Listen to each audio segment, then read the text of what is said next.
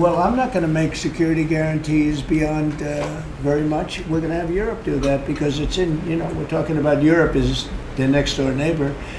But we're going to make sure everything goes well. And as you know, we'll be we'll be really partnering with Ukraine in terms of rare earth. We very much need rare earth. They have great rare earth. Supplies mainly for quarantine. We're watching it. We put out a post on. He's a very smart guy. He's a very cunning person. But I've dealt with some people I've dealt with some really bad people. But I will tell you, as far as this is concerned, you have to understand, he had no intention, in my opinion, of settling this war. I think he wanted the whole thing. When I got elected, we spoke, and I think we're going to have a deal. I can't guarantee that. A deal is a deal. Lots of crazy things happen in deals, right? But I think we're going to have a deal. If I didn't get elected, I believe he would have just continued to go through Ukraine, and over a period of time, a lot of people would have been killed, would have lasted for a period of time.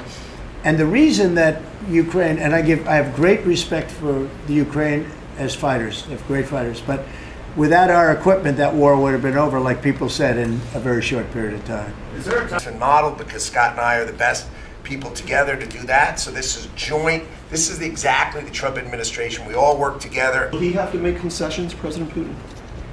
Yeah, he will. He's going to have to. And I believe that because we got elected, that war will come to an end. And I also believe if we didn't get elected, if this administration didn't win the election by a lot, that war would go on for a long time, and he would want to take the whole thing. The big question I had is, does he want to take the whole thing? But the reason, and the Ukrainians are good fighters, I have to say, but without the equipment, without our equipment, we have the best equipment in the world. We have the best military equipment in the world. Without our equipment, that would have been over very quickly. What concessions would you like to see? What concessions would you like to see? Oh, I don't want to tell it right now, but I can tell you that NATO you can forget about. I think that's probably the reason the whole thing started.